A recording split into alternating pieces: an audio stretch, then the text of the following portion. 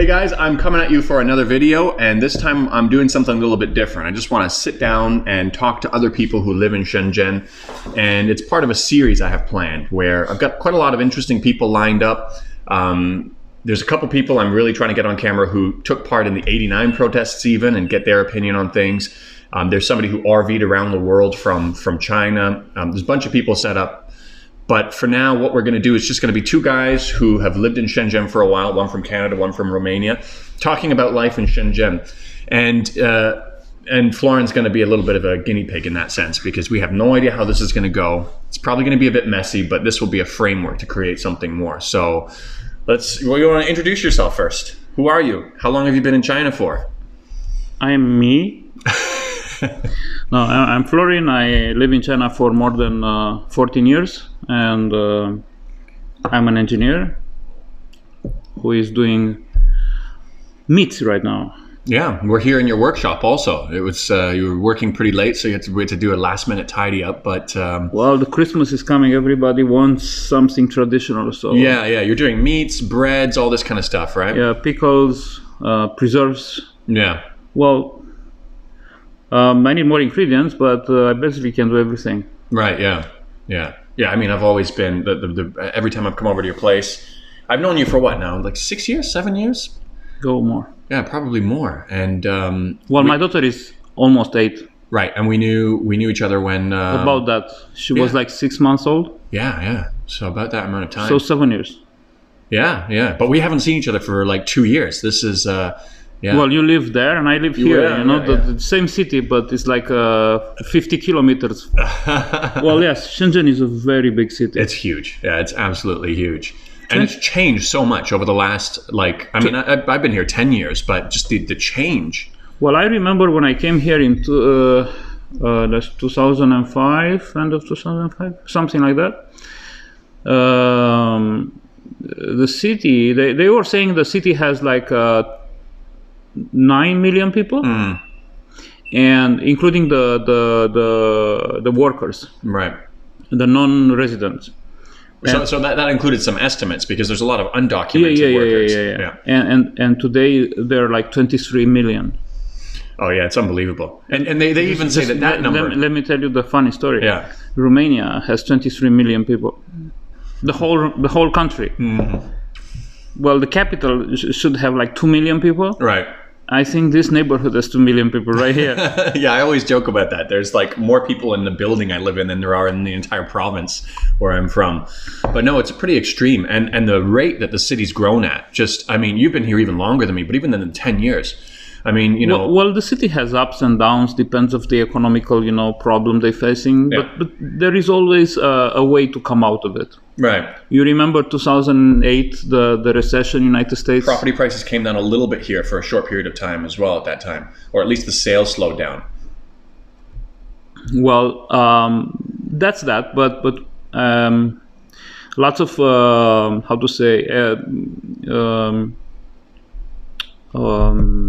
some industries, they dropped the exports a lot. So what happened? The biggest industry was the fiber optic cable manufacturing. And a lot of that would have been going on here in the Shenzhen area, right?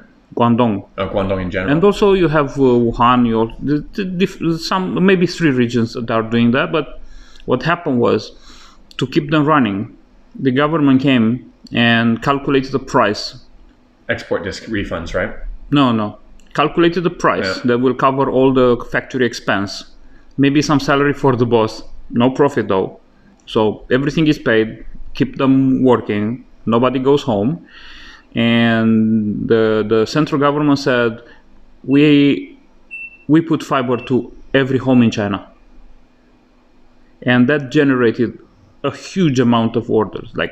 Oh, right. So yes. It kept them afloat. And they kept them flowing. And now you have fiber optic even in the remote area in China. You go there and maybe nobody. Not all of them. They will have internet at home because they will not pay the fee. Right. It's so far away. But you do have fiber optic Yeah. Well, I know from an export's point of view, the other thing they did was they put export refunds in place too. So they'd get a lot of their taxes back when they exported their product. Some of that still goes on, but that period of time, I remember from even the products I was exporting that they did. I think that was while Shenzhen was a special economic region. Yeah. But that title was waived like, I don't know, 6 years ago, 7 years ago. Even the stuff I was shipping out of Wenzhou, it had those export kind of discounts. But focusing on Shenzhen, like living in Shenzhen and how much it's changed, because what I was going to say was 10 years I've been here, they built like 200 kilometers of subway line. You know, the subway stopped at a Window of the World. Didn't even have the Baishuzhou station. I know. It's just grown at an incredible rate. The new tech area where... So we have 12 lines right now? Oh, something like that. It's crazy. And they're still just building more. I know line 11 is here. I mean, I have the line 1, the first original line is right here near the building. But if you walk like 5 minutes... There's another one. That's the line 11. Yeah. That's the express one to the airport, right? Yeah. But also goes to Futian railway station, you know? But that whole area also where the new Alibaba headquarters are. I remember when I was living in Baishuzhou, it's just like a swamp there. You remember my old house? Yeah. That's right near there. You know? Right. Yeah. And so that was just barren. There was nothing there. And somebody said, oh, they're going to make this into a new tech area. And it feels like I just went down to tie my shoelace. And by the time I came up, it's just boom. There's like everything there. It's unbelievable. Give me a second to kill that beep, beep, beep. Oh. That was beeping. Oh, look at that. That looks nice. We'll have a bit of that in a bit, eh? Mm-hmm. Yeah. So yeah, and then in terms of, I had a conversation with a guy not too long ago. He's a YouTuber who used to live here, and he makes a lot of kind of more anti-China leaning stuff. And he's been here for a really long time too, 14 years. He doesn't live here anymore. But the premise that he goes on is that he says that there's still a lot of uncivilized things that happen here. There's still some problems.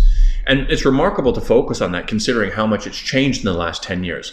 I mean, when I first came here, I had issues that took me some time getting used to. Especially, Me too. Yeah, in terms of people throwing garbage. Oh my God! Did I say me too? Yeah, we never agree. There's so many things we don't agree on. Even when we were setting up this podcast, I gotta put that clip in there. We were arguing about where the center is of this, but yes, that was not an argument. Well, no, it wasn't. But it was. Yeah. You say something too. Maybe it needs to go in the middle a little bit more. Somewhere like that. It's not the middle. This is the middle. You think so? Yep. No problem. We have a ruler. Let's settle this. I really think it's closer to 46. 46? Okay. Now watch this. I'm telling you. 39.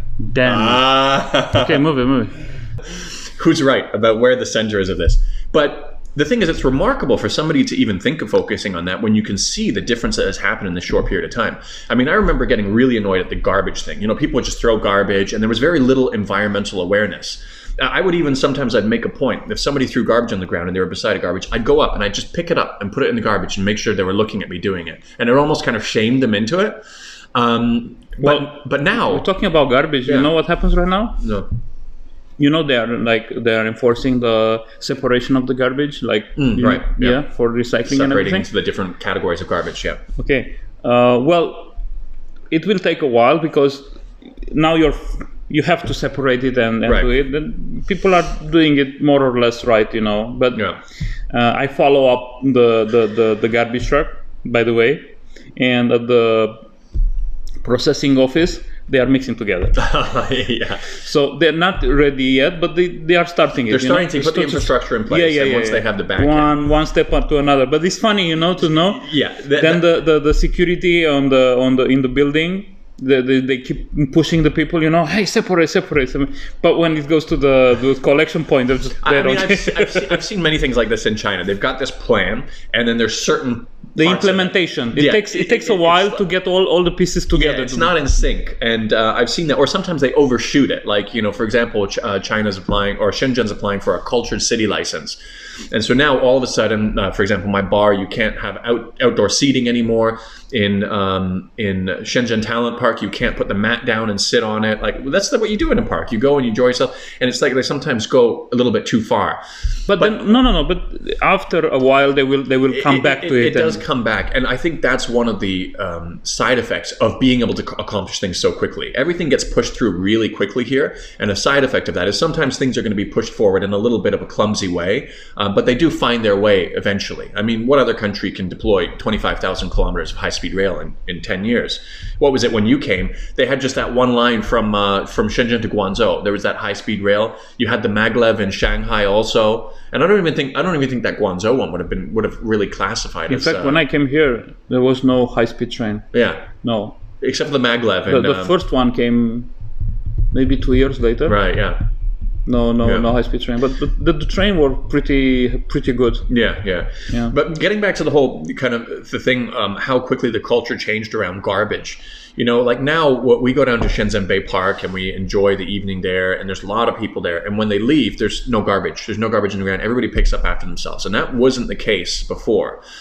And so when you've got people who are focusing on that one person they catch throwing garbage or something like that, I think it's really disingenuous.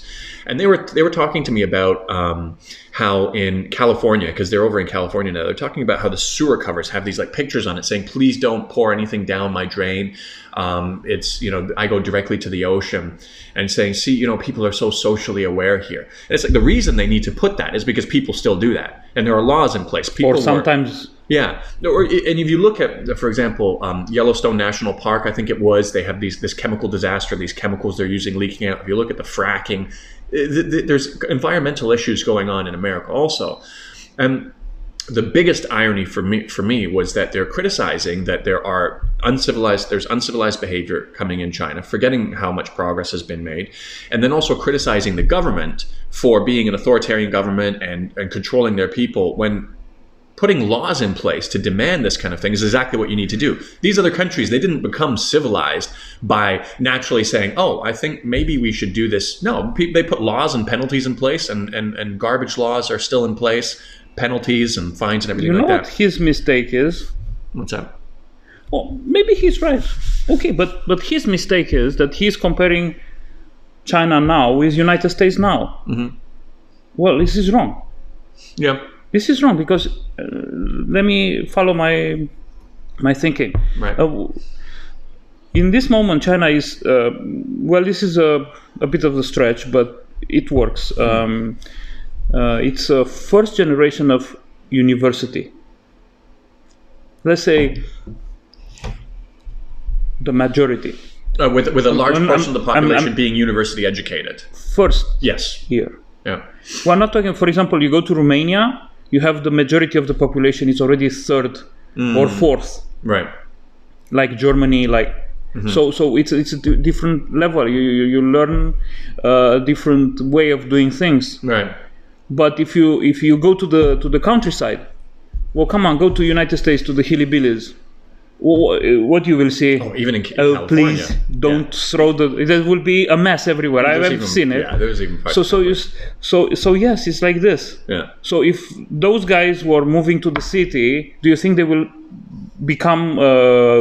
They will behave themselves and they will be like the perfect citizens? No. So you just have to understand where they come from and where are they going. And for this moment in time for China, it's amazing how much is changing. It's the progress that's the big story, is how much has changed. Yeah. So basically you should compare China right now with the United States. They've been how much 60 years ago or something? I don't know. You just go in time because you need to find the exact moment. Yeah, where the development starts. Period of Then it's okay. I mean, you cannot compare. Why not comparing? I don't know. An African country with United States. Say, oh, look at them.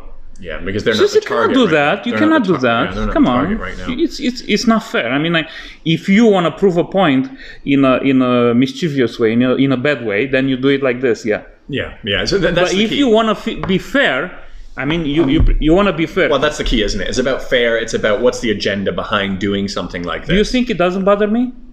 It bothers. Yeah. Yes, of course, it bothers me. You know, it's these little things, but that's it. I mean, like, I think slowly, right, it's changing. People are learning. You know what's been surprising for me, though, is actually I thought one of the reasons why it would take a lot longer than it did for people to become environmentally aware is because in Canada and the US, there's more vigilantism, so to speak. Like if somebody sees somebody throwing something out of their car window or doing something, they'll say, "Hey, what are you doing? That's wrong." And you don't really get that here.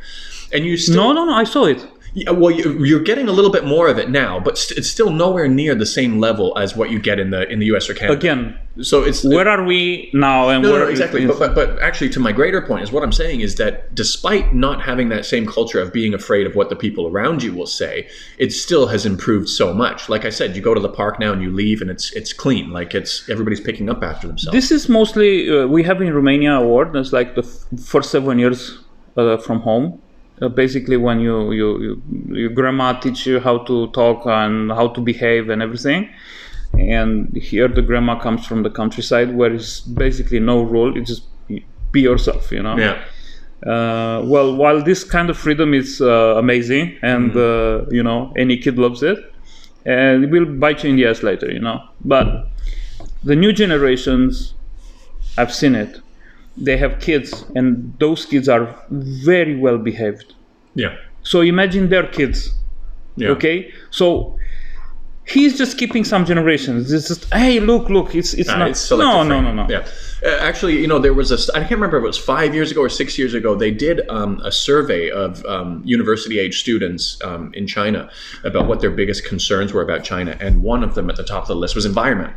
And these people have graduated now, and they're going into these, you know, government roles and stuff like that. And so the funny thing is that the environmental requirements for opening and you must know this too, a food factory or anything like that in China is far more strict than overseas. If I want to open up a brewery, I have to spend at least minimum 2 million renminbi on a paishui chulidan, the sewage, your own sewage treatment thing, because they're afraid that the yeast will eat away the oxygen in the water, and then, you know, there won't be enough.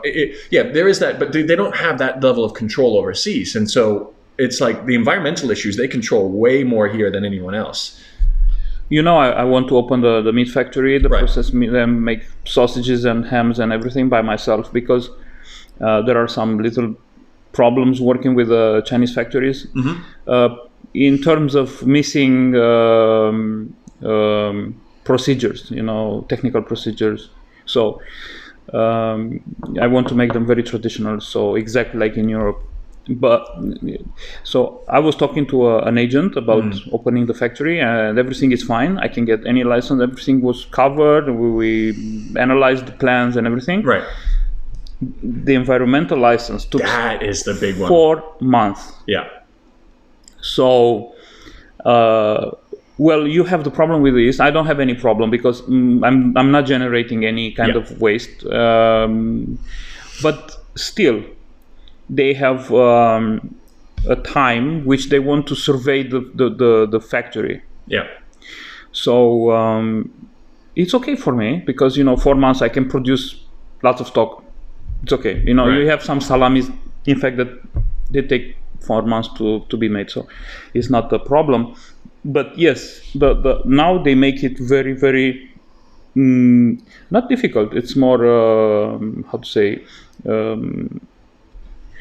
I'm missing the word. Strict? Yeah. That's the word. It's more strict to get the license. Yeah. You can get it. It's not like it's impossible to get it, or you need to. Yeah. But you need to follow what they ask you to do. Yeah. If you do everything, is fine. That's the other thing too. Is that not only is it more strict, they put the controls in place to make it difficult for you to have a relationship or do something around the, you know, before, I mean, corruption was a problem here before, and they've really cracked down on that. So for example, for my factory, if I'm to do a brewery, they will install an automatic monitor on our water output.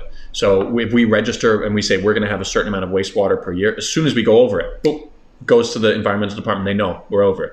And it's not only to the local environment department, it goes through the whole system, because they don't want somebody with a relationship with somebody to be able to stop it. You even see the same kind of things with giving out traffic tickets now, you know, right? When they give you a parking ticket, they put it in their system right away, and that's it. You know why? Because the population is too big. You have too much businesses to cover. Yeah. You can't. So you heard about that credit system, social credit system? Yeah. So, you know, my company already has like 6 years, and we did lots of imports. I import wine from Moldova, my family wine, everything. And my credit is very high. So this works like that because they don't have time to check everyone. Right. But that's why they will install those automatic machines. They warn them because it's impossible to verify 100,000 factories. Right. It is crazy. You don't have the manpower. Even in China, you think you have the manpower. Yeah. You don't for that kind of work. So what they did when I changed my license, the food license, I had to add something, remove something. It's just to be in time. You know. They didn't come to check. They check my credit. Oh, okay. So they know that. Okay, they say, this company doesn't have any problem, no complaints, everything is fine. Look, all is paid in time. Yeah. So we trust him. Right. This is very, very amazing. For me, was like, wow, I was ready for them. Just send the people to check it out to see if I'm complying with everything. Say, we do trust you. Yeah.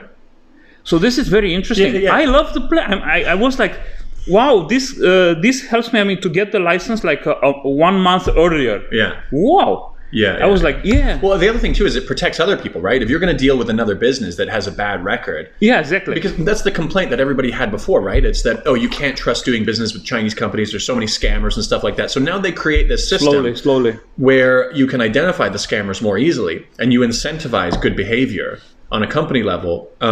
It's like the problem is solved, but now it's going to be an issue of, oh, wow, what kind of tracking is going on? And that's something obviously that gets a little bit deeper in terms of personal credit scores and stuff like that. And I actually have something planned on that. And that's a whole topic that will go down too deep if we get into that. But next time, maybe. Yeah.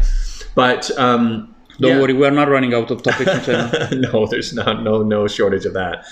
But so generally speaking, though, actually, one thing I want to know too is the perception, because one interesting thing I've found is that after living here for so long in China, 11 years now, whatever it is, when I go back to Canada, there's a lot of people who think they know more about China than me, and they're like, oh, no, China's like this. And I'll say, well, actually, it's not like that. And they're like, no, I've seen this in my news. And it's like, I'm living there. The mainstream media, right? In Romania, is there an anti-Chinese sentiment also? And are they kind of being fed stuff by the news, or is it a little bit more neutral? Like, what are you hearing from people in Romania? I think it's the kind of the same stuff you're hearing in Canada. I can't say for sure. I've been there for like 3 years. Yeah. But they basically, everything they know, it's from the TV. Yeah. So there's nothing much. You'll get different kind of... The news are filtered. Yeah. You will never get unbiased news. Never. Yeah. That's a narrative they need to follow. I'm sorry to keep interrupting. Yeah, no, that's true. And the reason I was asking was because it's not necessarily universal in every country. Like, you've got places like Cambodia, Pakistan, Cuba. They really like Chinese people. There is the one person that I'm really hoping they'll agree to speak to me on camera. They RV'd to Europe and they went through Pakistan. And as they were going through the dangerous areas, the Pakistani army put one guy with an AK-47 in the RV, and then another group of them around the outside to make sure they got through the dangerous area safe. And when they stopped in certain villages, the local villagers were so happy to see them that they didn't have anything to give them, so they washed the RV for them. Like, they really treated like royalty. I mean, there was one when I went to, my sister had her wedding in Cuba. And as Canadians going to Cuba, we're treated really well. We're like, yeah, Cuba likes Canadians and stuff like that. So my wife was in the lineup. Big spenders? Not big spenders. It's just like we were never on the American side in terms of... You never did them any wrong, you know? So what was interesting to see is when my wife was in the lineup and they saw that she had a PRC passport, a Chinese passport. Well, she looks Chinese, right? Well, she looks Chinese also. That doesn't necessarily mean she's got a Chinese passport. Oh, yeah. They said, oh, everybody move to the side. And they're like, come up to the front. Move. And then she went right. She still had to wait for us because we had to go through the line. But they she was VIP. Rolled out the red carpet for her. And so that's why I was curious. But it sounds like Romania probably goes more along the side of the mainstream in terms of being a little bit more on the negative side. Well, I don't want to go into that too much because, it will go to a different kind of talk. Okay. Yeah, fair enough. So the media is media, Yeah. Once it's biased, then there's nothing you can do about it. Yeah. And, they think about China like, the country with 1 billion bicycles and everything, and very poor and everything. But it's not like that. When they first come to Shenzhen, they are all blocked. You say, what? Where am I? What is this city? But generally speaking, at home in Romania, a lot of people have misconceptions about China, whether it be good or bad, or they just really have no idea what it's really like. Yeah, they focus on themselves. Romania is, they have too many problems of their own to focus on other country. But we do have a very, very huge Chinatown. Oh, okay. So Romania and like an ex-communist country, we are kind of very good friends. All these Eastern European countries, they have a very huge population of Chinese. Right, yeah. And we are happy with them. There's no problem. Yeah. Well, they usually generate some small, crime rate, but it's among them. This not goes... Not uncharacteristic out of like percentage-wise. Yeah. But talking about Chinese in other countries, they are happy in Romania. I know lots of Chinese. I even have a video I will show it to you. It's this gynecologist from China who is right now in Romania raising sheep. Okay. In a village. Okay. And you should see what the villagers saying about him, because it's a Romanian village, like countryside, and they're raising sheep and cows and pigs and whatever, and he's there on the in the mountain, with his 150 sheep and stuff like that. It's crazy. What did he do? Like, he just decided to move there and like just make a new life? He said he's happy. He said the air is perfect. He found a local lady he likes very much, and he even have an ex-wife in China with a kid. But he said, "No, I'm super happy in Romania." Okay. And of course, he talks about daily life. It's very funny. Yeah. When I saw it first time, I laughed to tears. And I know more and more Chinese speaking Romanian was like, wow. And they keep telling me, "Oh my God, I just want to go back to Romania to eat this and that." Well, we do have also lots of Romanians coming to China and living here, and I think it's a balance. But China gives something that we lost after the fall of the communism, the safety of tomorrow. I know this is a concept that doesn't resonate with United States or whatever, Western countries, let's say like this. But indeed, during communist time, we never have this worry. We never even thought about it because it didn't exist as a concept. Right. Tomorrow was exactly like today, and we're only concentrating on learning, playing, whatever, like a child. It's more predictable. It was, the salary was safe, the food never changed the price, everything was the same. I mean, like the car, to buy a car was costing the same amount of money when I was born than 16 years later. The same amount. I mean, you knew what you have to do and how much would be everything, and so you could concentrate on other things. I remember during the communist time, we were going almost every Saturday to opera. Okay. Seriously, that ceased to after the fall. So many memories I have. My best memories are during the communist time. I don't know how to say that, and people don't believe me. They keep saying me, no, it's wrong. Yeah, no, it's a topic that, of course, you're going to have people who experienced it in different ways, and there's going to be valid criticisms. But even just saying that immediately, there's a lot of people who will just tune off. They'll be like, okay, no, how could you even say something like that? People aren't open-minded to hearing something like that. I don't know enough about it. I don't know enough how it worked, so I'm not going to judge. I have some friends, Romanian friends in Canada, who they speak about it from a different angle, and I don't know if they've been kind of influenced by the media that they're getting over there now. But the important point is you've got valid experiences that you can say, well, no, there's something good about this. But unfortunately, by nature of just saying that, you're going to tune out a lot of people. But if you remove the politics, just this creates friction. Yeah. And you concentrate on people or on the society. Yeah. There is what you think United States society is the perfect. They keep exporting their democracy everywhere. Why? I mean, we are not the same. By force, by gun, yeah. Yes, they make the country by force, killing the local people. Yeah. And now they want to promote this everywhere. Why? We have the right to be who we are, and basically all the European countries, we are the oldest. We have the right to be, not to mix with each other. Like European Union is trying to do right now. Okay, let's say South America, they are new civilization. Even it's called the New World. Right. But we are the old world. Leave us alone. Yeah. Because removing the politics is something that resonates with me also, because I made a video on that recently, and I think for kids growing up in an environment, China's not a communist country, but growing up in this environment without these politics there's a lot to be desired about that too. Because if you look in the U.S., the divisions between right and left.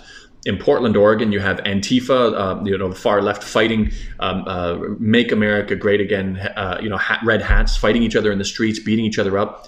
You had that one, I don't know if you saw at the Lincoln Memorial back in January, you had the one kid wearing the MAGA hat. You had these guys with the drums coming up to him. And it's like, then the media just exploded on him saying, oh, he has a smug face. But that in fact was a totally different, a misread situation. Oh yeah, it was absolutely, even today when you zoom out, there's some people that still don't want to believe that actually he was not in the wrong. And there's no way you can talk sense into them. But the bigger point is you had this in most of the media, except for obviously Fox and any right-wing news, just attacking this kid and even outright saying he has a punchable face. He's a 16-year-old kid. And it's like, this is how politics are going to divide you. Meanwhile, in China, you have a one-party system. It comes with its pros and cons, and people could make a lot of great arguments about its cons, but we don't have to focus, we don't have to take any time out to fight on this kind of crap.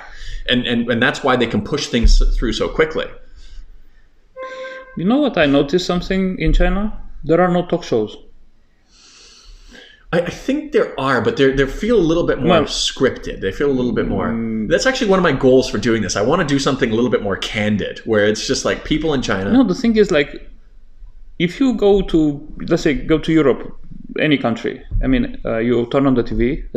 There is a talk show. Yeah. You change the channel. It's another talk show. Every channel has its own 1 million talk shows. Yeah. And what happens is like this: the gas price is raised by the government. Let's say that's a reason for 1 million talk shows immediately from on all channels, and they will talk and they say why and what can we do and and they will be angry and they will attack the government. And after one month or 1 month and a half, those talk shows will slowly dissipate and the topic will be lost, but the gas price will still yeah, exactly. but they have a part in inciting violence against it also, riling people up. So what happened, what I saw to my friends, they are sitting and watching the TV all day long from one talk show to another and talk to his friend, why and but nothing gets done and they don't move away from the chair. Yeah. So I was like, guys, if you want to do something, just don't sit here. You just sell your car and buy an electric car. Yeah. If half of this country will change to electric, you pretty much destroy the whole system. Right. The guys who are raising the price, they will stay with the gas. Nobody wants the gas. So what we do? We just shut it down. And so you do have a way to fight. Yeah. You don't want to gas. Okay, it's bad for the environment. All this kind of stuff. Change to electric. Yeah, but no, they just change the channel. They just change the channel. You have things to do. Don't go to the street and protest and everything, but you change the car to electric. He changed the car to electric. Come on, Romania is very small. You can drive. You have a car with 400 kilometers autonomy.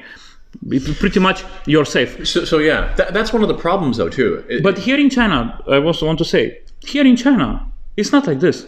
First of all, I didn't see one Chinese friend watching the TV. Yeah. Really, getting there, yeah. Maybe when he goes home. Or in the evening or something. But believe me, I've been there. Nobody's talking about what they said on the last all the TVs mostly are put on the kids' channels and the kids are watching. Nobody cares about the TV. Yeah. So it's a very big difference, you know. Maybe part of that is because the foreign media is so divisive and so they take one side. That's how they engage people, because fear sells, right? And so when you don't have that situation, because the news is censored in China, and when you have something that creates a system where they value harmony over having these extreme opinions in one direction or the other, it's less entertaining. Maybe state news are censored. Yeah. But the people's news, social media news, they work pretty good. So there's a couple of interesting points. And China doesn't go inside. You know. Well, so a lot of platforms, they self-censor, right? I mean, I've even uploaded some of my Hong Kong videos to Weibo, and they get removed. But the thing is that the entire system, it basically values harmony and doesn't want to create these divisions in society. But for example, some of those things you won't get mentioned overseas. So the fact that China censors will get mentioned overseas when people assume that there are religious freedoms being affected in China, they'll talk about that. But one of the things. What do you mean? One of the subway stations in Shenzhen, it says Catholic Church. I don't know where is it, but I'll check and I'll show you. There's so much. Yeah. What? There's 25,000 mosques in China now, when there was 9,000 a couple 20 years ago. It's a stupid thing. But their only thing is, as long as you don't bother other people with what you do, you're free to do it. But here's the interesting thing. So, for example, this was something I just posted. I lost my original point that I was going to make. But the online, you'll notice that if you say anything against Islam or against Christianity or against any religions, it'll get removed also. And so actually, this is a censorship to protect religious freedoms. All of this stuff that's going on is designed to kind of protect harmony and protect not having this kind of infighting, which is very dangerous for society. Or like you said, creates a system where people just get angry, but still nothing gets done. And the problem with the other systems, with multi-party systems, especially in the US, is even if you want to do something, you can. That's not multi-party. Come on, there are just two. Well, parties. More or less. When you want to do something, and you've got yeah, sure, thanks. When you've got a multi-party system, and a Senate seat costs something like in excess of sometimes $17 million to win, you've got to ask yourself, what kind of a return on investment are they expecting for them and their donors? Because it's not going to come from their salaries. And then what you have is you have a government that's working for, obviously, the lobbyists and not the greater interests of the people. And so in the 60s or 50s, whenever it was, they had a pretty good rail system in the US. And then you had these oil and car companies going in, buying up streetcar systems and stuff like that and destroying them to pave over them so there's not more space for cars. So it's a whole circular problem, right? You've got a problem of people aren't doing the few things that they can do. In many cases, you've got a government working against you. And there's a lot to be said about how effectively things work in China. But nobody's going to talk about that because it's the wrong frequency. It's the wrong platform. No. It's happening. All of these successes are happening without democracy. So immediately they're discredited. They're not important for us to pay attention to. So this is the narrative of a mainstream media. So yeah, we are seeing it, we know it, we are there, we're living it, but nobody wants to hear because they are so used to live through the TV. I was when I was in. Yeah. I came here. Where is the TV? There's no TV. Exactly. It's not that I don't have things to watch, but I find out. You just go out and do things. It's more rewardable, and I feel much better. I mean, I can do some stuff, than watch it and think it that might be changed by other people. Yeah. So this is what happens, and this is exactly where they want them to go. Yeah. Give me a second. Let me make sure it's still recording. So yeah, I just wanted to make sure we're doing this. You whole record thing 4K or you record 1080p. I'm not doing 4K. Yeah, it's still going. 60 frames or 30? I think it's only on 30. Yeah. You can do 60 if you want more, Yeah, that's the quality. I think we'll be, our words will be the same in 30p or 60p. Mm-hmm. But getting back to the whole country thing, Romania, and when you go back and see their perspectives, do you feel, because I feel this when I go back to Canada, after being in China for so long, when you go back, do you feel like kind of that reverse culture shock that people talk about, where you're just like, you don't feel like you fit in as much anymore? Or do you get back there and you're just like, oh yeah, okay, this is my home, I feel, There is one shock that comes first. Well, there are many during a period of time. But the first one, well, Chinese people, they may have lots of, problems, like any country, but they are happy. Yeah. Really, I that's very interesting. maybe they are so used to this that they don't care, and that's part of life. Yeah. They just work very hard. You can see them go to work, come back. I mean, they are very hard working. Yeah. But they are happy. They find happiness in a little thing. I don't know, in a dumpling. I have friends, like unhappy, something happened that day and just bought a dumpling. Wow, this dumpling is so delicious, and suddenly she or he has a very beautiful smile on their face. And it's like, wow. When I go back to Romania, everybody is gray. Everything is gray. I mean, their face, their mood, their everything. Everything is gray. They say, what's going on with you? Grumpiness. It's really? Yeah. Everybody's grumpy. And if you're happy, they are even more grumpy, Like, look, what's wrong with you? What's wrong with you? You're not fit in the picture. Yeah. So this is the first thing I notice. Right. Because this instant, I'm like, hey, how are you? Well, you come back. Okay. What happened to you? Nothing. I'm okay. I'm happy. Do you know why that is? Is it like a lack of optimism about where the country is going? Well, follow the money. Everybody is unhappy because of the money. I don't want to go into too deep in this because it's a very huge another topic we can cover it. But I think all Europe has the same problem. All Europe. I haven't met too many happy people in Europe. Not like in China. Yeah.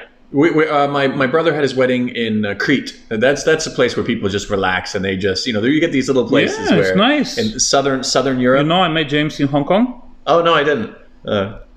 2 months ago. Oh, okay. My brother. I think just about just randomly ran into him. Yeah. I was in Tuemun we were going to Shenzhen Bank and he was in the Tuemun Plaza and he was with his wife. Yeah. And we're like, hey, hi. Yeah. And I was with another friend of mine, Jay. He's also from Canada. Okay. And he's kind of a partner with a batch of wine we just brought lately. And we were like talking, and he was mentioning like, "Hey, your food." I said, "Yeah, my food, but come." Yeah. Oh, I'm leaving right now, and I cannot. But I will always remember your food. I said, "Okay, we have a chance." It's good food. It's good food. We can start. I'm glad you've turned it into a business because this is your food is awesome, but yeah. Yeah. So, you were talking about Greece. Oh yeah. Just the people were really happy and laid back there. It was. I have a friend who had a pretty famous brewery in Norway, and he ran into some problems with the partners, and then he moved to Crete to open a brewery. He says, "I just want a laid back lifestyle." And happy, and he's happy. Yeah, it's like a love-hate relationship because they're way too laid back. It's like it takes forever to do something. If somebody's supposed to come and fix a light today at 3 p.m., it will be 2 days later at 9 p.m. Tell him to change to LED. But this is working 20,000 hours. There was I can't remember how it went. He said there's there you don't write contracts with each other. You don't you don't have payment terms. It's just you supply your product and then whatever. A few months later you call them and say, hey, was everything okay with the beer? If everything's okay, do you think you can pay now? And they're like, oh yeah, okay, I'll pay you half now and maybe half in another couple months. It's just like nobody writes anything down, and it's just really casual. And he told me a joke. He says it doesn't translate as well to English.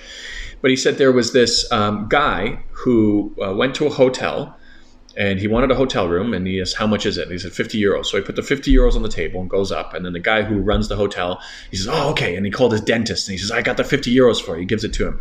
The dentist calls his mechanic and says, oh, I got that 50 euros I owe you. The mechanic calls the prostitute that he was visiting the other week. He says, oh, I got that 50 euros I owe you. The prostitute goes back to the hotel and says, I got that 50 euros I owed for the room from a couple weeks ago. And then the original guy comes back down and says, the rooms are filthy. I don't want to stay here. And he takes his 50 euros back and he leaves. But everybody's happy. Everybody's debt's been paid off.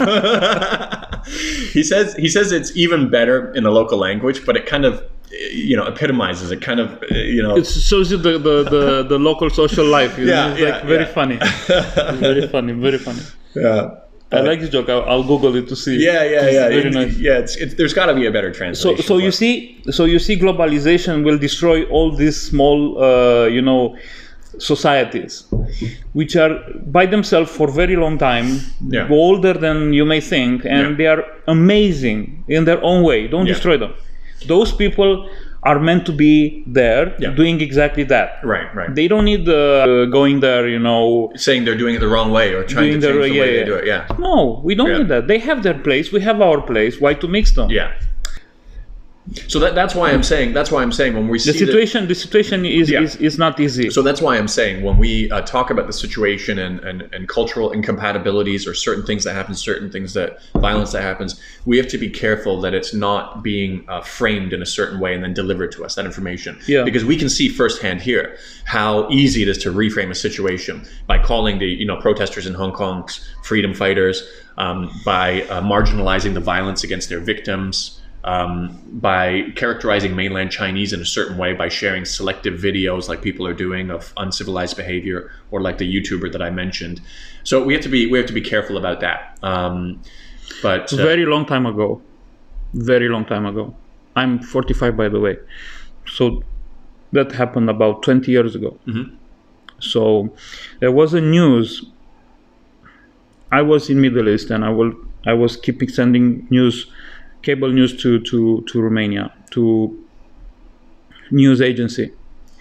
And so there is this Mercedes, a tire explode, and the car lose control. There was maybe an old E200, those very famous, the boxy kind of very, very beautiful, and it ran into the checkpoint, Israeli checkpoint. Oh no. Well, nothing happened. The soldiers, they helped to change the tire. They were Palestinians, I think. Yeah. And nothing happened. The people in the car, they just fixed the checkpoint the best of their abilities, and everything was okay. That's not newsworthy. Well, it was in the cable, and I just sent it like this. Okay. For my surprise, I saw 2 weeks later in Romania there was a terrorist attack against the soldiers.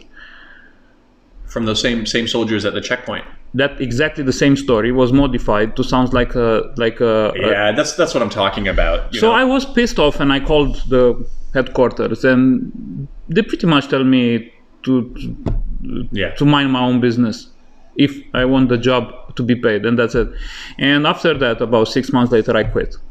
I said no, it's not worth it. And that's why I'm saying is we've got to be really careful with everything, and that's really a disappointing thing to hear. It still goes on, right? Yeah, but the thing, these changes in news to fit your agenda, will keep the hate open. Yeah. The situation right now there is pretty tense, but it wasn't some time ago. I mean, it's very difficult. I don't want to get into it because we're getting off. We're supposed to be talking about China. We're getting way off topic. But what about doing business in China? I mean, you're doing this. You've tried other things also. You're doing wine importing and things like that. Do you ever think about, could you have the same opportunities in Romania if you were opening a business there, or is it a little bit harder to get ahead and open a business and become really? It's not difficult to open businesses, Not in terms of opening a business, but the prospects of success. Do you think your chances are better here? Well, in Romania, opening a traditional food factory, among other 200 traditional food factories, maybe. That's true. That's what you rely on here, right? Is that you're bringing something unique. In a way, it takes a lot of work, especially to the Chinese consumer. It needs to understand the food. Yeah. Because you show him a bacon or a ham, and he's like, okay. Yeah. Well, what is do I need to cook it? So he needs to understand it. Yeah. Like us. Do you remember when you come to China first time and you have that stinky tofu on the street? And I was like, what is this? I love it now. You love it now, but that time you were running away. I was like, Yeah. Yes, it's happened to me the same. Or the durian. I said, oh my god, what is this noise? I gotta say, I love durian also. This smell is terrible. It's killing me. And now we are both eating it. Yeah, exactly. It's like, well, I mean, the craft beer is a really good example of that too. Like nobody knew what craft beer was when I was, or at least relatively few people. And when they came in and they had like an IPA or something really hoppy, they're like, "What is this? Oh my god!" And they even tried our beer with the lowest IBU, the lowest bitterness, and even that was like, "Okay, no, I'm sorry, this isn't for me." They leave, they go back to drinking Qingdao or Heineken or whatever it is. And they come back. And then they're like, that beer has no flavor anymore. Yeah, exactly. And then they start on the lower end ones and they slowly work their way up to our highest IBU IPA. And then they still, like 2 or 3 months later, they're like, when are you going to have something more bitter? When are you going to have a double IPA or a triple IPA? Well, but triple IPA, you know, after a certain amount of IBU, you don't feel it. Yeah, more or less. It's worthless. Yeah, it depends on the balance with the malts and everything like that. But basically, for a double IPA, it's more malty. You said. Well, it depends, right? You have drier IPAs. You have ones that are a little bit more malty. You can have a range of styles. East Coast IPAs are really popular right now. But yes, exactly what you said. New England IPAs. The more they start to learn about it, the more they want it. Yeah. It's okay. Chinese food, it's very simple. Yeah. They basically don't have an oven. Yeah. 99.7% of the population, they don't own an oven. Yeah. Their food is fresh and very oily. Would that be now? Your wife is from north. Would it be different up north? They'd have more people with ovens. No. Uh-huh. No. She mentioned something like it's still it's like a stone oven. The thing, right? You know that the stove with wood inside. Yeah. But it doesn't have a space to put something inside. So basically, it doesn't have an oven. Yeah, I've seen one where you can put something on a kind of a platform and put it in. I think that's businesses have that, but not houses. Yeah, I mean, because the bread that they do eat in the north is still different from what we would like. It's different from this. Maybe the village would have one oven or one business to do that, but that's it. But they don't have it in the house. Right. Yeah. But anyway, so because of that, you're producing a product that they're not. So the thing is that you need to explain it. You need to make lots of videos. You need to do lots of explanation about the food, how and why. My grandma was cooking for the whole week. Okay, one time, and then she prepares all the food for the whole week. In the fridge, you open the fridge, you have like Monday, 6 Tuesday. Times. There you go, and and that's it. Yeah. And you had the 3-4 pies in the cold room, and you had like 2 soups, whatever. Yeah. And you were like happy. Yeah. And of course, he could cook something in the like a egg or to add something. That's totally different here. So, if you want your traditions and culture to enter and people to taste it and be happy with it, they need to understand it. Right. So I think this is the biggest challenge. Yeah. Because if you don't have enough cash to support your business until a certain amount of clients will start to understand and support your business by buying the product, that's the challenge. Yeah. Because, your first customer in China will be definitely the expats. Okay, so they will give you they get it, the basic, because they all I know this is mine. I grew up with it. Give it to me. How much? Oh my god, the taste is amazing. Okay, but they come and go. Right. There's another problem. We are like a rare breed, the foreigners who lives actually in China, just a very small amount. Most of them, they come, stay here for a year, and I find like 3-year ranges when they've fallen in love with it, or they just lost their mind and they say, I can't deal with this anymore. Something like that. It's like, and then they're like, they're gone. But you're right. And this is another challenge for me, because I have a client database, and then a few months later I find out half of them are not in China, so of course I cannot send them my product. So it's a constant marketing, constant client hunting, and so it's not easy. Yeah. And but it's interesting, and it's fine. What I found really interesting, traveling around and seeing where craft beer is really taking hold. You would think that a place like Shenzhen, that's right on the border of Hong Kong, would be a little bit more open-minded to international things. But I found the most open-minded city so far is Chengdu. Chengdu, like, you're talking craft coffee, craft beer, it goes crazy there. Like, they're a really open-minded young bunch of people. just the next city over, going over towards Chongqing, they're a little bit more stubborn, a little bit more set in their ways. They know what they like, and they've got a lot of great stuff, but they're a little bit less willing to try something new. And that probably will change, but like you said, you're opening your business and you're relying on a certain cash flow to make your product, and you've got to educate your market at the same time. But a lot of it has to do with timing also. I mean, that's true of any business, right? You've got to get the timing right. And there are people probably in craft beer, I've heard of some in Beijing and some other places, they just started too early. They were too ahead of the market. So it's kind of a mix, isn't it? It's like your market has to be ready, or your market, you have to educate your market, but your market has to be somewhat ready for it also. The conditions have to be right. I don't think you should just go in and force it on them and say, you need to learn about this. No, they are willing to learn immediately. So which means the timing is right then. But I think, like, for example, if you go to Chongqing and try to push something, you're going to be going against the grain a little bit more. I don't know if it's different now. I have no idea. For example, this building I'm living in, it's fourth floor, it's a promenade. Okay. And so basically you can walk around, lots of they do sports and jogging and whatever, children, everything. If I will bring some tables and fill them with Romanian foods, they will all come to it instantly. Never not say, oh my God, what is this? I don't know. No, curiosity. Yeah. What is this? How to eat it? Smells so good. Whatever. Can I taste? Can I eat? Children immediately. Yeah. And if we do some barbecue, that's it.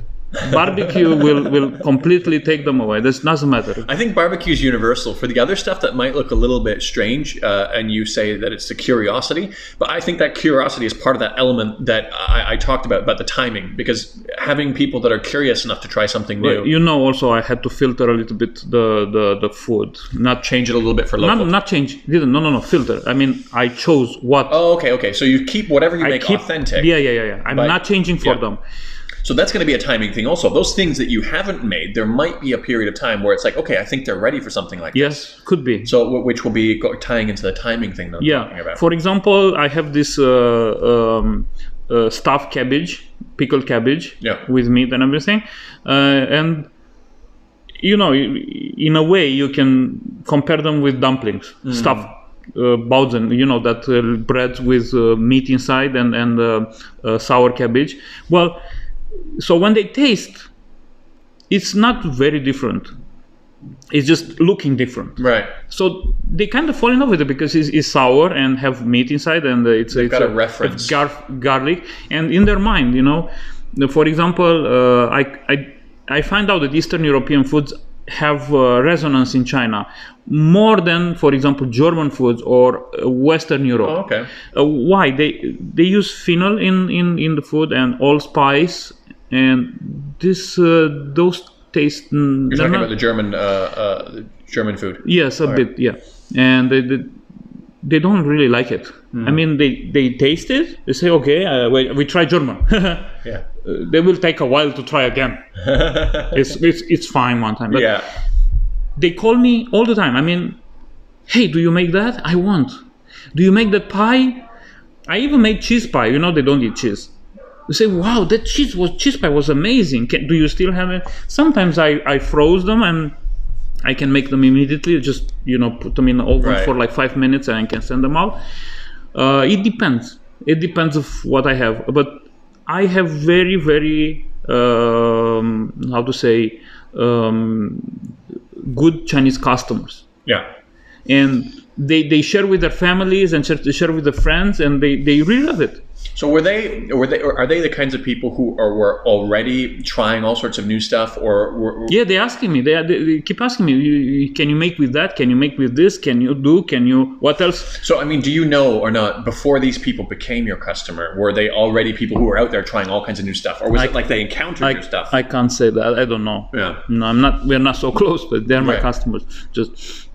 But because there's always got to be a point, right, where it's like something, and that would be interesting if it's your stuff that's doing it for them, saying, "Oh wow, I want to try some more new stuff." And the first thing they try will always have a lasting impression and an important reference for them. Because I remember when there were some restaurants making some like real Italian style pizzas, and I know the owner, and he said, even though he's carefully crafting these beautiful pizzas, he's got these customers that are coming in and saying to him, this tastes nothing like Pizza Hut.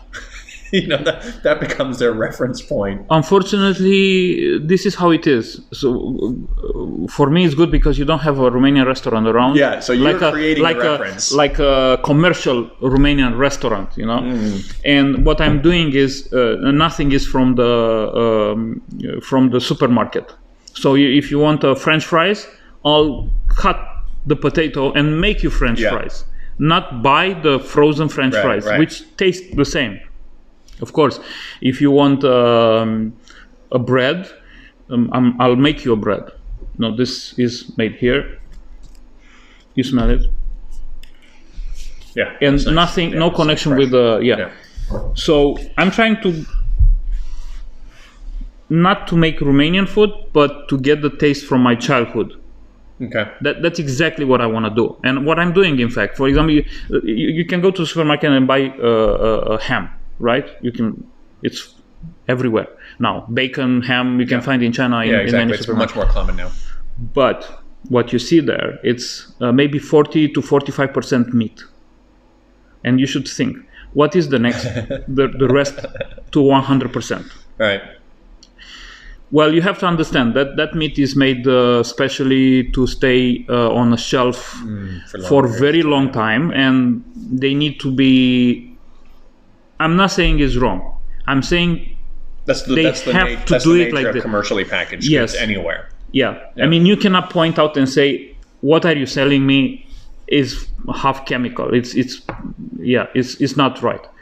But from the business point of view and the regulation point of view, they have to. Yeah, they have to list everything. It's very strict. Yeah. So.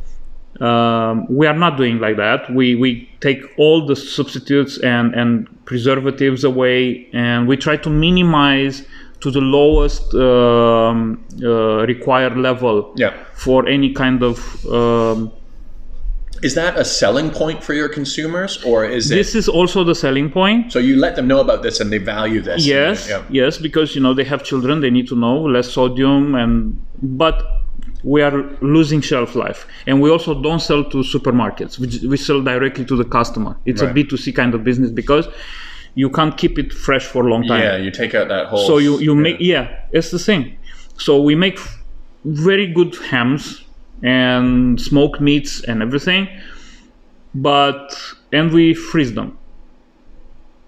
It's not ideal, I know that, and many people will argue with me that blah blah blah. I understand that, but I remove all these preservatives, and there is only way to preserve it by cold. I would imagine once you get rolling and you get to a certain point, you'd be able to have a better on-demand system where you've got enough consumers, enough predictable kind of volumes going through that you can avoid that freezing step. Not yet, and no, not yet. It can't. It's still.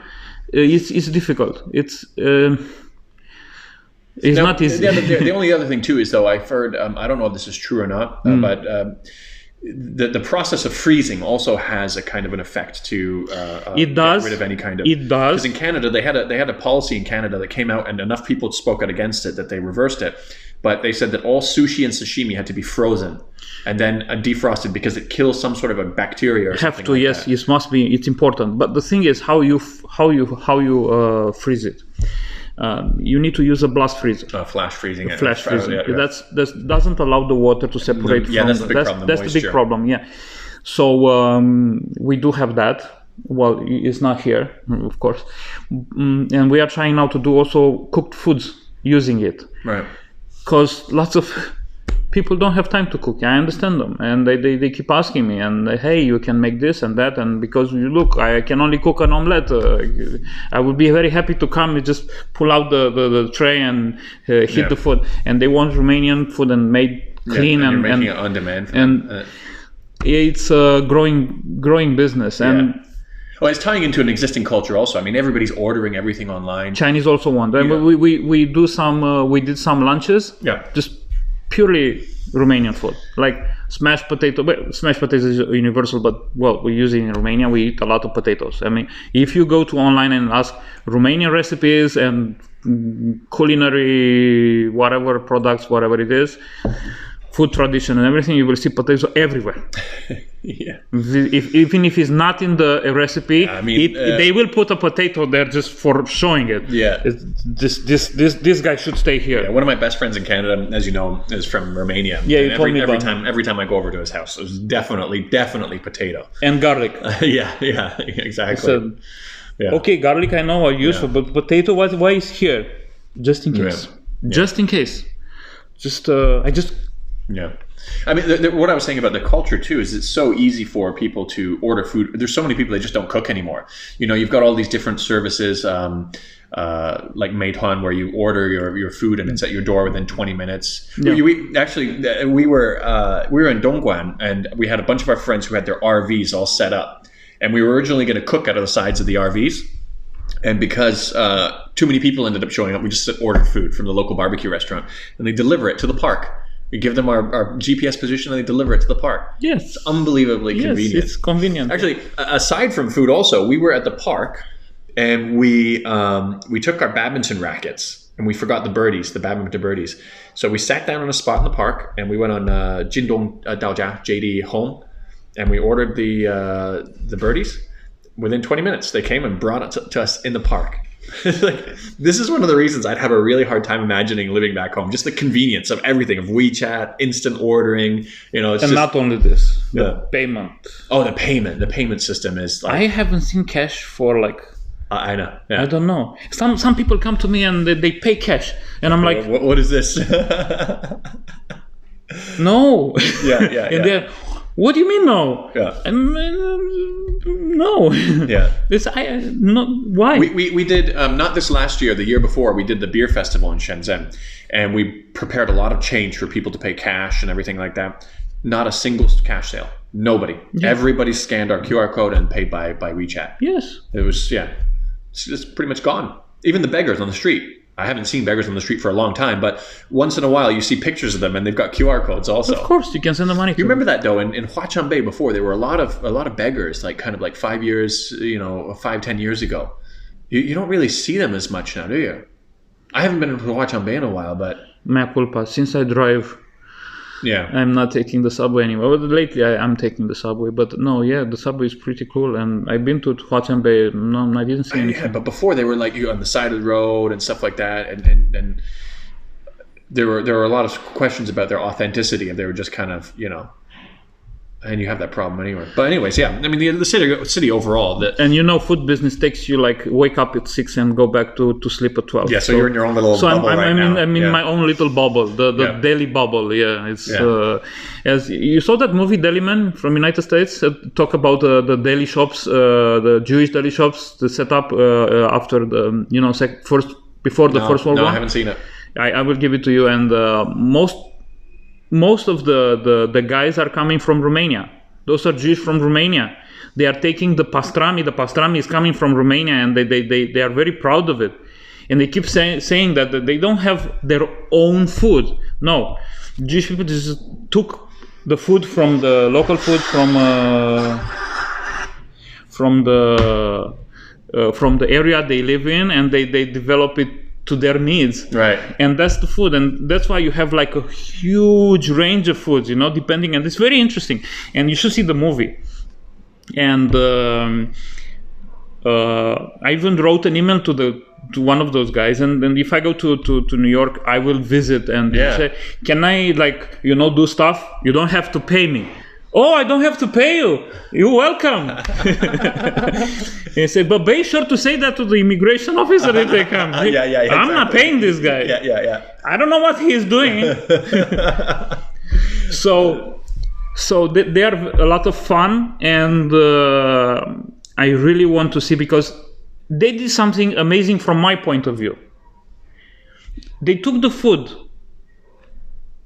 100 years ago, and I can find lost Romanian food, which I cannot find anywhere. Oh, wow. Yes. Oh, because they took it that long ago, it's almost been preserved. They preserved the recipes and everything. It's amazing. You should see the movie.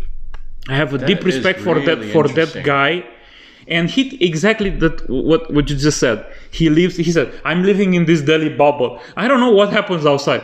My world is here. Yeah. And he is like waking up. That's really interesting that you'd have to, I mean, because that happens with cultures in many regards. Like, for example, French in Quebec. You know, now what you have is in Canada, the French that Quebec uses, it has a lot of traditional words or a lot of old words that they don't use anymore in France itself. Yiddish words? The old German... yeah, I can't remember. That was the way they say car, shard. I don't know. I should be embarrassed as a Canadian who can't speak French, but you get these things that once they're exported, they get preserved. It's almost like it gets protected. And so what you're saying about this deli is quite interesting, that they took it away long enough ago that you can't even find that in Romania anymore, that you've got to go to the US. Some of them. And I saw the menu, and there is one guy, most important, I have to go to Houston to meet him. And I really want to. I mean, just for the experience and just for the, sharing knowledge. Yeah. I think it's more like he will share knowledge with me than I with him. But anyway, it doesn't matter. And I definitely will live in that place to try all its food. I don't really care. I will stay there and eat all the menu, because I'm already, like it stays in my head, go and eat. Yeah, it's amazing. Yeah. And I have some maybe 8 or 9 Canadian customers. Oh, okay. Yeah. One of them told me that if I go and open this in Canada, I will have a huge success. They told me about an M&M company. M&M meat shop. Okay. Yeah. So they told me that it was good before, and now they become... It's a huge chain. It's massive. Yes. But they are complaining about the quality. They said, and all of them, they're saying the same thing. I said, yeah, they're not really what they used to be. But we don't have, they don't have options. Yeah. And they said that other guys are too small, they don't deliver too far, and that they are like a community kind of... yeah, they're very small and local. Yeah. When I used to have barbecues, if I needed something, I just run up to the shop, and they've got all kinds of... Something like that. Things, yeah. And they said, wow, your meats are so good. I mean, the sausages and everything. Yeah. They're like, can you... In fact, in January, I have to go to Canada. To one of the guys, I said, "Hey, I have a space. Can you come?" Yeah. And we set up. You set it up and everything, and he wants to invest. I said, okay. Would you have to relocate there to do it? No.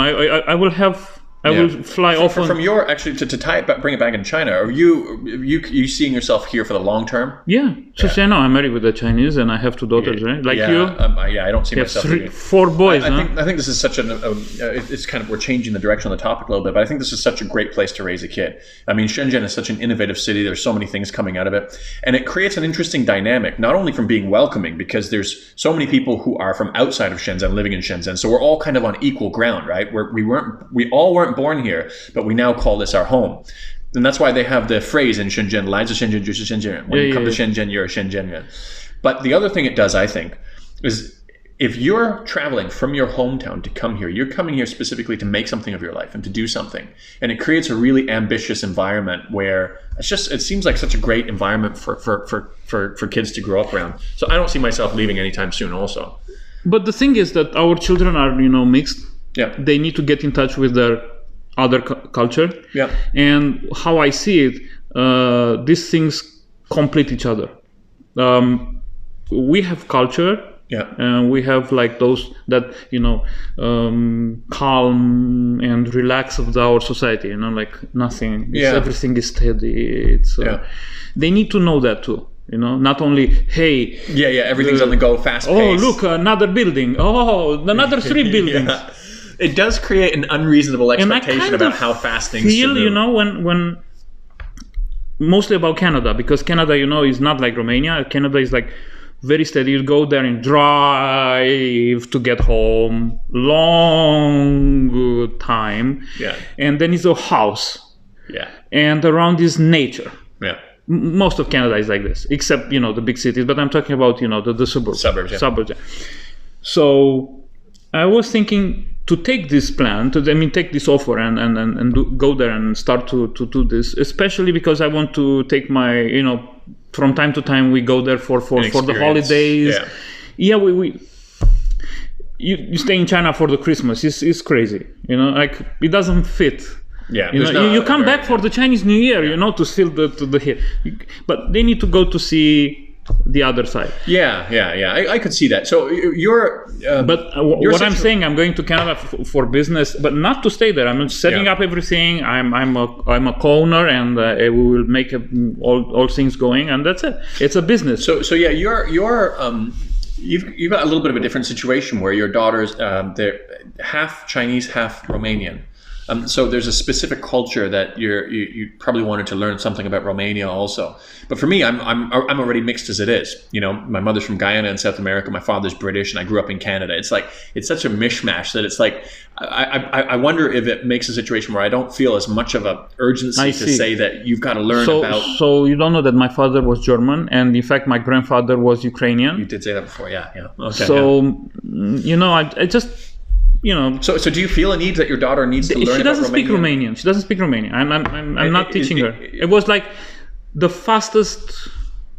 I tried. It took me 1 minute to realize that. I think you gave up too soon. I'll stick with English. Yeah. It was like, daughter, I need to explain to you about grammar. No, you don't need it. You stick to English. So are there any regrets in that regard where you're saying, oh, you know what, she's kind of growing up without the culture, or you're just let me think. I have two sisters, Yeah. The one sister is living in United States.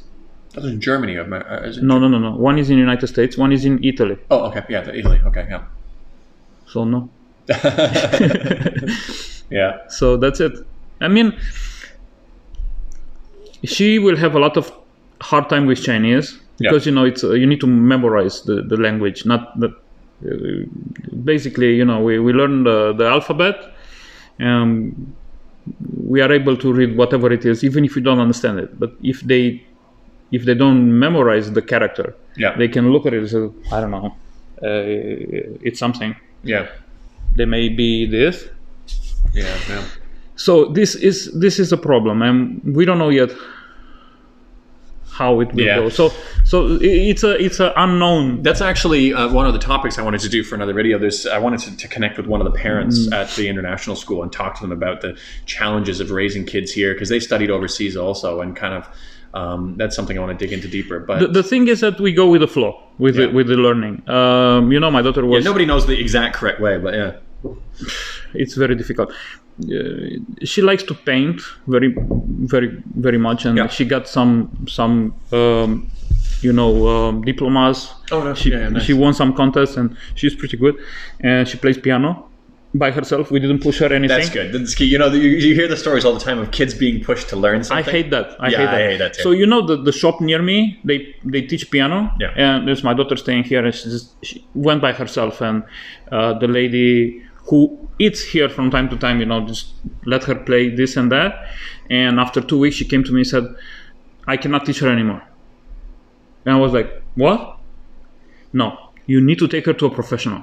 Really? Yeah, she said like this. I never seen a kid so talented. Wow. She can play a song like tan tan tan tan tan tan tan tan by herself. She already don't need the notes, and she's improving every day. I mean, the whole song. Yeah. And after that, she let her wrote the notes, and she did that. Wow. Exactly. And she said, no, I'm sorry, this kid doesn't need me. So are you going to send her? Wait. We just moved her to a Shenzhen school from Hong Kong. Okay. Because of the situation. And in Shenzhen it's very difficult to find a school. For a public school? No. She cannot. She has a Hong Kong ID. She can now. No, it's okay. We couldn't find. I don't want to get into details. We'll get into that because they released 16 new. It doesn't matter. We are done. We are very happy. And what happened was we look here, there. They all want lots of money. The tuition fees are. Oh, it's crazy. The international schools. And also you have a entry fee. Entry fee. 50,000 RMB, but. We're not talking about that. Okay. I didn't know about that. I know in Hong Kong they have the debentures, which are crazy. I never heard of that in Shenzhen. Anyway. Yeah. And then, suddenly, I don't know how, in Futian there is this art school. it's a primary. In fact, it's not a college. So it's 1 to 8. Okay. Maybe not 8. I don't know. But it's run by a very famous, or at least was famous, Hong Kong piano player. Okay. A lady, and we've been there, and it's very easy to get there. That's for extracurricular, though. That's not the main school she's doing, is it? Or that's her main school, like her daily school? No, it's primary school. You have art, but it's an art school. So they call it art because you will have art classes, painting, piano. I was like, but they're still doing math. Yeah. But, okay. But it's focused. Less. And they have space because no one wants to go there. They all want technology. That's interesting. But my daughter. That's what she likes. That's what she likes. I don't want to force her to go somewhere and be unhappy and nervous. So what happened? Yeah. I took her a day. I said, can she come here one day? Pretend that she belongs there and just teach her. And she came and said, Papa, I love the school.